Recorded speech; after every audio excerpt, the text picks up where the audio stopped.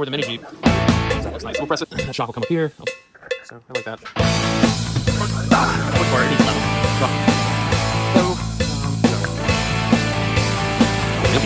What's this?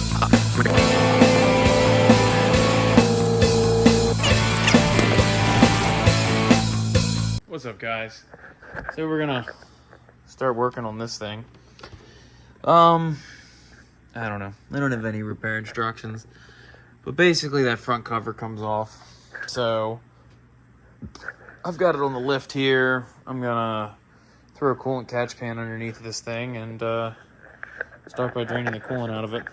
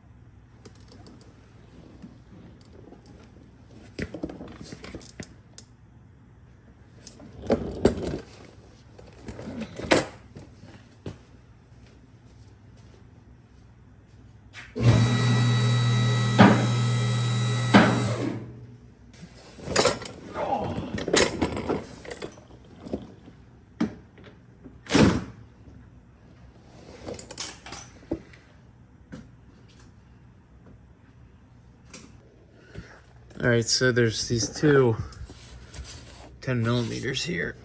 So we're gonna zip them out. That'll take this air down. Maybe it's just filming. Working with one hand is easy as full of crap. That'll take this air dam here off, hopefully. And then see if there's a drain plug.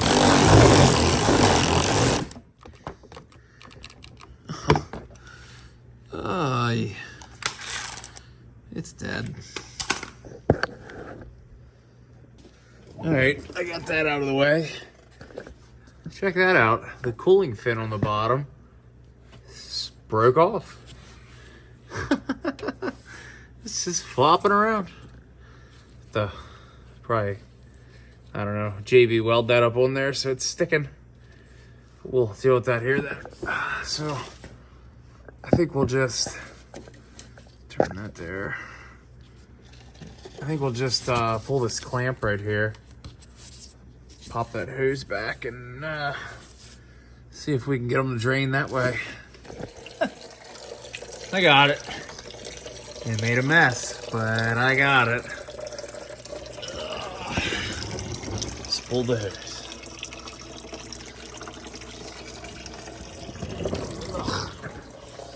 Deck's cool. So then you come up here, you pull the reservoir cap. It should. Oh yeah, let's it all drain. So we'll get all that out and then we'll pull this air box off. Got the front cover pulled off. Although I gotta put that on, but I'll explain in a second. But the chain damage was much worse than I thought. I know we had lost this guide up top here that comes over right here and holds this guy down. That was gone. So I knew we had some slop here. Basically, I don't know if you can see it. It completely took this guide off, chewed through part of this bolt. There's another bolt behind this cover here. That guy was laying in the oil pan, completely just chewed up. And then I found some of the pieces of the old chain guide. So, and that looks like it's part of the tower. So I think what I'm gonna do to start is I need to bring this thing up to top dead center. I did get all the pieces I could find out of it. I'm going to put this cover back on, rotate it around the TDC, and then check all my timing marks and make sure they all match up here and on the cover. Then I can pull this back apart, and then we're ready to at least come apart. I think then what I'm going to do is drain the oil out of it and just flush it real good out of the pan and just see what kind of gunk I get out of that. It's kind of hard to get the pan out of it, but I think I can. You don't really see too many. There's not a very big opening, so clearly whatever came down through here would have gotten chewed up before it went into there. And none of the teeth on anything look damaged. The only other real problematic bit that I see that I'm going to repair, and I don't think it's going to be too involved, is this balance shaft chain has a lot of slop. So I think probably from all of the debris, this chain tensioner failed, or it just went bad. I mean, these things aren't real robust, but all of these guides appear to be in good shape, so I don't think it did any damage. It could just be that it was getting weak. This thing's been sitting and hasn't really been ran for like a year. So either way, I'm going to get a new one, replace this. That'll get that all new. I'm going to flush it as good as I can, and then basically just repair, replace all of the chain components, and then I guess hope for the best. So start by putting this cover back on, rotating it around the TDC, and checking all of our timing marks. I got it. We got these guys pointing up at like I don't know, 1, 2 o'clock position, and then like the 10 or 11 o'clock position, which I'm pretty sure was how the video said, but I'm gonna rewatch that. I'm flying blind. I usually buy the all data repair instructions for this kind of stuff when I'm doing it for the first time, but there was a ton of videos on these, so it must be a pretty common failure. I'll leave it at that. So I'm gonna just kind of try to watch some YouTube videos on how to time this thing and just go from there. And then there's a mark on this cover that correlates to a mark on the balancer, and you line them up, and it says there's some triangles, I guess, on the cams or something. I don't know. I'm sure they make a lockdown tool to hold these cams, and I have some specific ones for BMWs. I guess I could see if they would work, but honestly, I don't know. You know, I don't know how much it's gonna really matter, but we'll get into I'm gonna watch some more of the video I was watching here, and then we'll just verify all that. But yeah, I think that's where we're at with it. So a little bit of a change of plans. I am going to order the timing tool. It indexes these correctly, and then it also holds them when I take everything on and off. I think that's going to be pretty useful. There's a crank position holding tool too I can use if I really wanted to. That I don't think I'm going to need, but I don't know. It's $32 on Amazon. Takes 2 days to get here. I got plenty of other work I can work on here. So what I do need to do is pull this front bumper off. I'm going to repaint this as part of what we're doing. So I'm going to start working on this. And then I'm going to get it up in the air and drain the oil out of it. So well, the other thing is, I think these are a cartridge oil filter. Thought it was up top here somewhere. Yeah, right there. Beautiful place for it. All the way in there. So I guess we'll get that opened up too then. Let's start by getting this bumper off.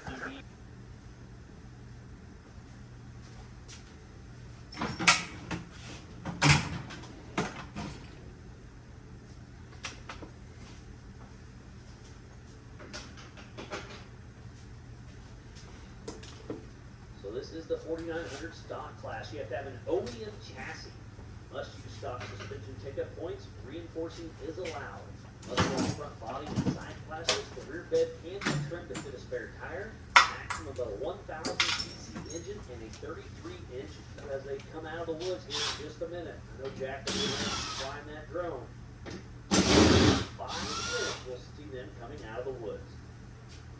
Started this race with 12. Only 3 cars yet come for the timing.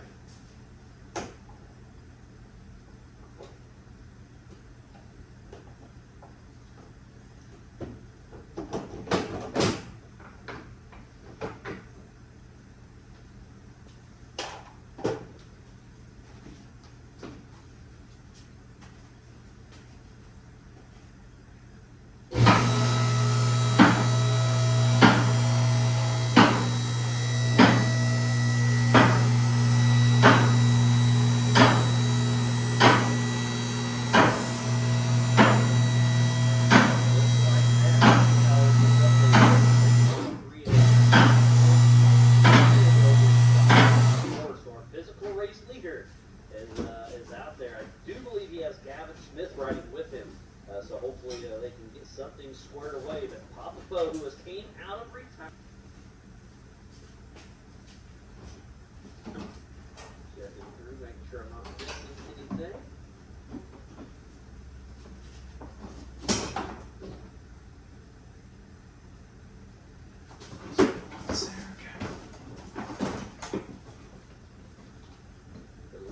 So far, so good. Lots of people send me info, so sometimes I gotta check it out.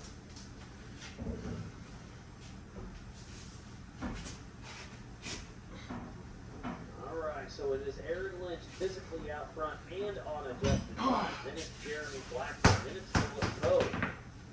Where is Kurt Mackey? Oh, I think he's just coming in straight now. Perfect timing. Yes, that one is. Sorry. A brown RS1. They all look very similar. So Kurt Mackey is from 2nd to 4th physically and on adjusted time. So 1, 2, 3, 4 is Aaron Lynch, Jeremy Blackburn, Papa Poe, and then Kurt Mackey. So we're still waiting for Brandon Anderson, Dylan Schultz, Lawless McKenzie, Randy Shahan,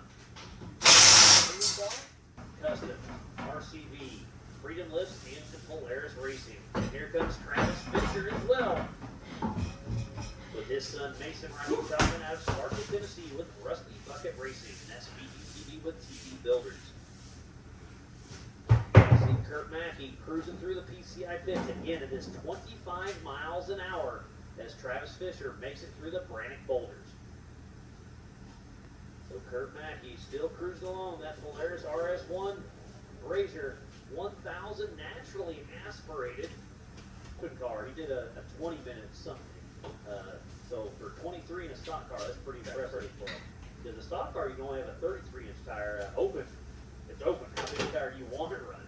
We've seen 37s on some of these UTVs. I think they look right on a 35. Yeah. So what's the next race you're going to try to make with us? No reality, probably can be 4.5. Okay, no worries. I get it. Yeah, life gets busy. And I don't know if you know this, but racing isn't cheap. No, it's not. I know we're planning to, like my whole time crew, we're planning to go down to Vegas for to support airport Oh, okay. Hunter Phillips, Yeah, so both of down to support those guys. That'd be fun. All things UTVs finish line, getting stopped, just making sure everybody is running against the PCI hot pits. It is 25 miles an hour. About a quarter-mile drag. They'll be driving by us here in the Big U studio here in just a moment. On your All right, I'm pulling the brakes apart. I'm gonna paint these red, and it needs pads, which I'd already bought. So I'm gonna get these stripped down, lay them out on some cardboard, spray the brackets red, and then I'll pop the calipers off and do them too. Get that done while we're waiting on this timing kit to come in. Yeah, pretty wild.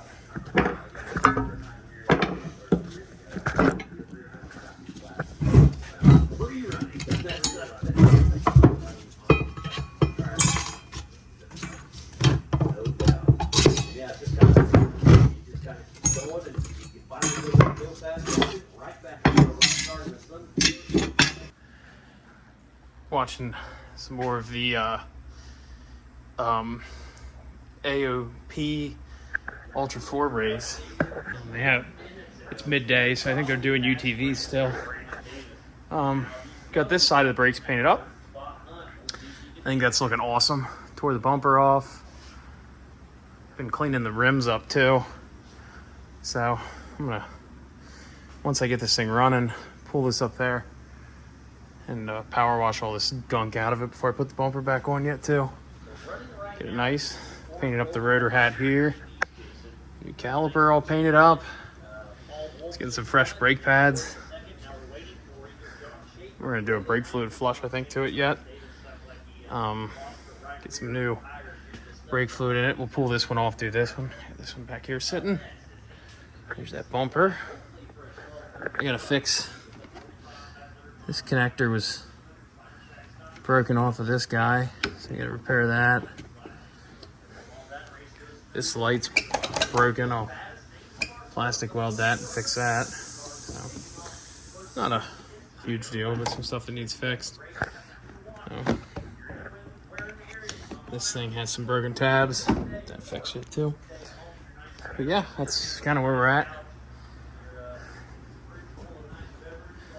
I'm gonna go jump in the pool. I am terribly sweaty. What's up? Pressure washing those wheels off. Oh yeah, and the other thing is I got this wrinkle plus coating. I don't know. I turned my lights off because I was getting ready to go get the pool, but I'm gonna brake clean this guy off and spray this on it yet. So I'll set that actually over here. But yeah, that'll be, I think, pretty nice when that gets finished. So, dress this motor bay up a little bit. I think what I'm gonna do is put that black on there, crinkle coat it, and then I'm gonna file this off so this is nice and shiny coming through. And then I'll leave it like that. So, yeah, I mean, that's kind of where we're at. So, I'm gonna go jump in the pool though, I'm hot. Alright, I got this timing chain off, phaser, cam adjusters, cam phasers, whatever we're gonna call them, they're off. I gotta replace that tensioner down there yet and take this guide off the top. I laid everything, well, this tool is a piece of crap from Amazon. Don't waste your money. I just went with 2 vice grips, and because that tool moves your timing marks on the cam, I went ahead and just put some lines at what I thought was the correct timing marks. And we'll just rotate these guys around to them then, I guess, when we're at that point. But to start, I guess, I laid all this stuff out over here too on how it goes in there.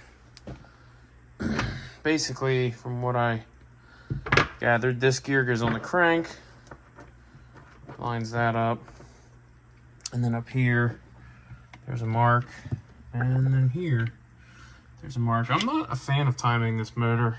I'm gonna be real honest, this is like a crackhead built this thing. I'm used to BMWs and Fords and stuff that, I don't know, are just easier to time. But, you know, I got my screwdriver in there for top dead center. I don't know, we'll just have at it and hopefully nothing's screwed up too bad. So I'm gonna change my gloves. I'm gonna pop this guide off, get the new one. Well, I guess leave that off till I get the units on, and then start putting these units on. Or no, I guess I can probably, I don't know. I gotta look at how that goes on. But I guess get these units on and the chain in. So, I don't know, let's start goofing with this thing. Alright, so I got it all back together, or timed at least. New chains in, way better tension, new guides, new adjustment units. These bolts are torqued 22 foot-pounds and then 100 degrees. So that's done. I put a new chain tensioner for the balance shaft. I'm not doing all of these chains. They seem to be, I mean, maybe a little stretched, but not terrible. I've rotated it over, I don't know, 8-10 times. We're getting the same degrees here on our cam that we were getting before with this straight up. And I did mark with some red lines on there. That one's lining up. That one's off a little bit, which either means I'm off a tooth on the adjustment unit, or that was just the stretch that was in the chain. So I'm gonna tell myself it was the stretch that was in the chain when we took it apart. I think I'm probably gonna cover it back up and call that a night for tonight, because it is 8:06 and I worked all day. So I think I'm gonna cover this back up, pick some coolant up tomorrow, and try to get it back together and running and see what we got. And take it from there. All right, so it's back together. I screwed up though, and I gotta take it back apart. I must have had one tooth off on one of the gears. It's throwing a timing correlation fault. So I'm going to finish flushing the brakes. I got all the wheels back on, calipers painted red, new brake pads on it. So that's all done. I'm gonna slap the hood back on the top of it here, because it does run fine. It just, I'm assuming they can't adjust within all of the parameters that it's looking for. So I'm gonna pull it up to the house garage, get it out of here. I gotta put a ball joint in my truck, and then I really want to get a managed Jeep in and at least see what that needs. Because if I gotta yank the motor out, I'll pull the motor out and throw it on a stand here in the corner, and then I can start pissing with rebuilding it. If it's just timing chain on that thing, I should be able to get it back together pretty quick, as long as I time it right. That seems to be my problem lately here. So, but if it's just timing chain, I can fix that, and then she can drive it. I do have a surprise I'll cut to in the next one here, because I got to unload that down here. But we picked up a surprise last night for it. What's going on, guys? So the wife's JK's in the shop. I drained the oil out of it last night, and it looks like this. Oh, let me grab this here. I don't know if you can see that real quick, clear, all that different colored bronze, gold looking stuff coming up in there. That's bearing material. Now the good news is I'm not really getting any metal at all. Looks worse, I think, on the camera on that magnet, but there's actually hardly any metal coming out of this, which means whatever's knocking is just bearing slop at this point. It hasn't gotten into the block or the bearing journals or the rods or whatever. I mean, what I'm hoping is that's just some main bearing goodness. And we will pull the motor, just slap a quick rebuild in it. Probably, it's got a lot of oil leaks, so clean up the oil leaks. I think I'm gonna throw a set of headers on it. See what kind of shape the plugs and everything are in. I mean, these wires look fairly new, but just see what everything is. Just give it a good maintenance while we have it out. Address anything that's looks like it might be a problem. It'll give me a chance to flush this cooling system and check that out, because I know these are prone to some cooling issues. And then hopefully that'll leave her with just a really solid platform moving forward. I do have a surprise on this. I gotta unload it in here, so when I do that, I'll film that. But real quick, today's 4th of July. Having a party here in a couple hours. So I'm building a board to hold all of these mortar launchers so we can launch a whole barrage of fireworks. So that's what I'm gonna work on right now. All right, so here's the fireworks board all finished. I'll see if I can attach some pictures tonight of us launching them off. This is gonna be pretty cool. Here was the surprise I said I had. I got a used 2.5-inch Adventure Series rock crawler lift for this thing. Now this Jeep does have a lift on it. The guy said it was an AEV brand. I don't know. It's kind of looks mixed match to me, but it doesn't really matter. $300. It was dirt cheap for this thing. It's got a couple damaged pieces, like this link. I don't know what the hell happened to that. I mean, it should look like that one. So I'll have to cut that off and build a new end for that. That's not really a big deal. And then it came with 3 Fox shocks. Fourth one was damaged. They didn't even have it. The springs, this thing has springs on it. So I'm gonna see how these feel to run around with. If they feel good, I might just put the arms on and sell the springs. But I mean, lift height wise, those are 35s. It sits nice. Now I am gonna put the 35s that are on my Samurai on this thing. They're the same size tire. Those are a little narrower, on a better stance wheel for this, and then a better pattern. These things are chopped to hell. I'm gonna use these to mock up on the Samurai for now, because these are just sitting, and these were pretty well brand new ATs. So, Nittos. So I'm gonna swap tires on that, but that'll turn out pretty good. So, other than I might link in some fireworks videos, that'll wrap up this week. Tomorrow morning, I'm gonna get up, I'm gonna pull the motor out of this thing, try to get it on an engine stand. So the video will pick up from there. Thanks, guys.